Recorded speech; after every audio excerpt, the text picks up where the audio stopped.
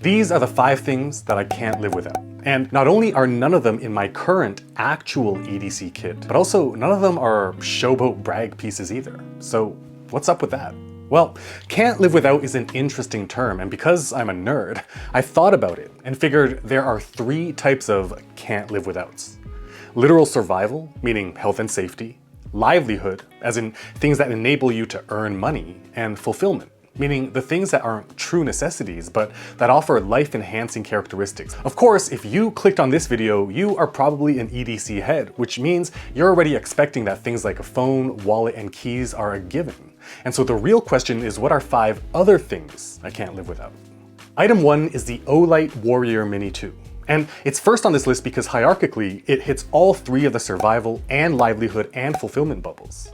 I use the flashlight frequently for the work I do at the machine shop, whether to look in crates, point out areas we're working on, or illuminate a work surface for details and quality assurance. From a survival standpoint, whether it's a blackout or literal personal safety and self-defense, this torch hits all of those needs as well.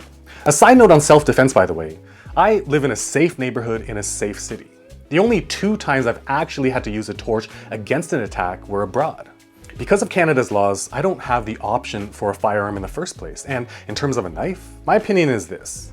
Unless you are trained and continually conditioned, a knife is one of the worst self-defense tools for most people. I mean, an untrained person doesn't know how to use it in the first place, and worse, if they drop it in the adrenaline-filled scuffle, they're basically potentially giving their attacker an extra weapon to harm them with. Item number 2 is this Leatherman Charge Plus TTI. Because of my lifestyle, I can go either way on deeming whether this item sits in the survival bubble or not. But for the earning money bubble, as well as the fulfillment bubble, this 100% fills in both. For work, this is obvious. At the workshop, all of these tools can get used. To fill in the fulfillment bubble, as a tinkerer and someone who likes to make stuff, I love this thing. And EDC squad or not, I'm a firm believer that every human being should have a multi-tool. The usefulness per cubic inch is insane, and like everything else in this video, I have linked this one down in the description below. As we move on to item 3, it's the Traveler's Company Notebook, here in the passport size, and it is unequivocally a key part of how I earn a living. At the workshop, Eric and I quickly sketch ideas back and forth, and this is way faster than trying to share ideas rapidly on, say, AutoCAD. And since a significant portion of my work is focused on sales and client meetings, I found that writing down discovery points and things that matter to clients in a notebook both helps me remember them way better than typing. But more importantly, I've been told time and time again from prospects and clients that they really feel that I'm truly paying attention to them. And since sales is literally the activity that enables money to come in the first place, this notebook is probably the most important ongoing catalyst of me earning an income, period. Item 4 is probably obvious to you by now, since if a notebook is an absolute must for me, something to write and draw with goes in tandem. My choice for this can't live without kit is this titanium bolt action pen by Tactile Turn. It hits the same income earning bubble elements as the notebook, but truth be told, in terms of the fulfillment bubble, it hits a bunch of happiness points too. I mean, I'm a fidgety thinker, and this satisfyingly resistant bolt action is great to flick in between jotting down important notes. And lastly, it's got my name on it. And any customized thing we own automatically adds a bit to the fulfillment factor. This particular video is not sponsored by Tactile Turn, but they have been kind enough to let me share a 10% discount site-wide using code MAURICEMOVES with you. Item 5 is probably the one that surprised me the most, and it's this mini magnetic chess set. I mean, I love chess, and I only have 5 calendar clearer friends. And by calendar clearers, I mean the people who, no matter how busy I am with work, if they're in need, I'll clear my calendar out for them. And of those 5 people, 4 of them enjoy playing chess too.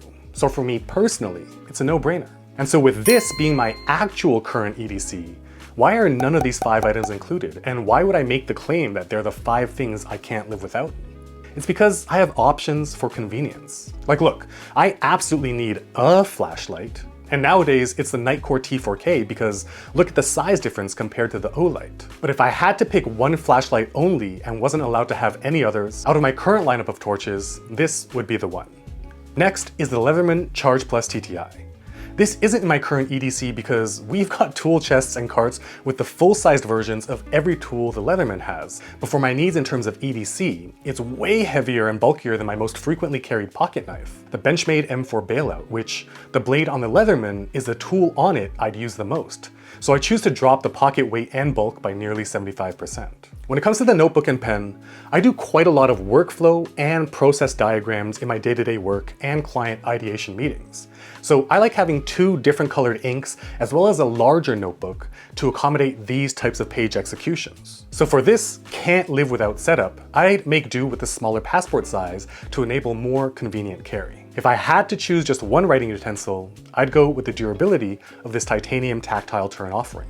Thinking through this exercise also made me realize how often I play chess. But like everything else on this list, if I were forced to carry only one chess set, it would probably be this one because it has the smallest footprint. But regardless, this has got to be way different than your 5 things you can't live without, and I'm curious to know down in the comments, what are some of your must-keep items? But also, this video has been released as a collaboration along with a few other EDC guys on YouTube, so be sure to check out their videos, all of which I've linked down in the description, and let us know in the comments whose kit you vibe with the most. Oh, and I almost forgot. You may have noticed that I'm a bit weird with having an affinity to color coordinate my carries where possible. And if you are the exact same type of weird as me, you'll definitely want to check out these videos right over here. I'm going to leave them on screen for a few seconds so you can choose which one to watch. But while you're deciding, if you own a pen, click that like button. But if you used a pen in the past year, like, subscribe, and hit that bell so you'll be notified the moment new videos just like this one drop.